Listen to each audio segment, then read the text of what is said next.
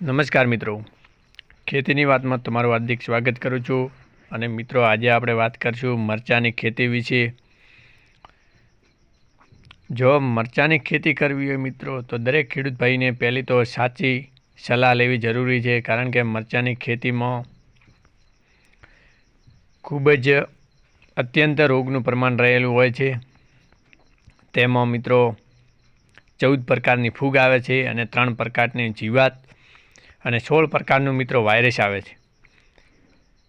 તો દરેક ખેડૂત ભાઈને મરચાંની જે પણ ખેતી કરી હોય તે મરચાંની ખેતીમાં પૂરેપૂરું નોલેજ હોવું જરૂરી છે. તો તેના માટે આપણે વિડીયો લાવ્યા છીએ મિત્રો, કે મરચાંમાં આ 4 દવા વાપરવાથી એનો નાશ થઈ શકે છે. કે 14 પ્રકારની ફૂગ આવે છે, 3 પ્રકારનો જીવાત આવે છે, અને આગળ આપણે વાત કરશું તો 16 પ્રકારનો વાયરસ આવે છે મિત્રો.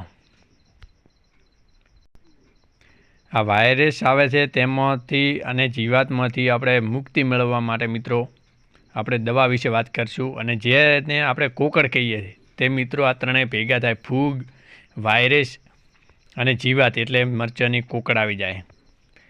જો આગળ આપણે વાત કરું કે તેના માટે આપણે કઈ દવા વાપરવી, તો તેના માટે આપણે તમને બેસ્ટ 4 દવા બતાવીશું, જે તમારા મરચાંને ખૂબ જલ્દી મતલબ કે એનું નિવારણ આવી શકે.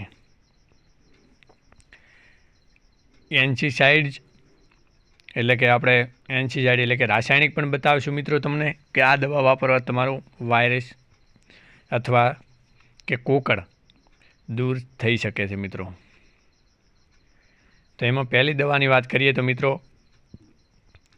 પ્રીપ્રો 5% આવે છે. પ્રીપ્રો તો મિત્રો તમારે 7 થી 8 ml નાખવાની હોય છે 15 લીટરના પંપમાં. બીજી આવે છે સાર્જન્ટ, ત્રીજી આવે છે બેનેવિયા. તો આ પાછળની 2 દવા છે મિત્રો, બેનેવિયા, સાર્જન્ટ, તે તમારે 25 ml નાખવાની હોય છે 15 લીટરના પંપમાં. અને આવે છે મોનેવિટા અને સ્પિન્ટ્રો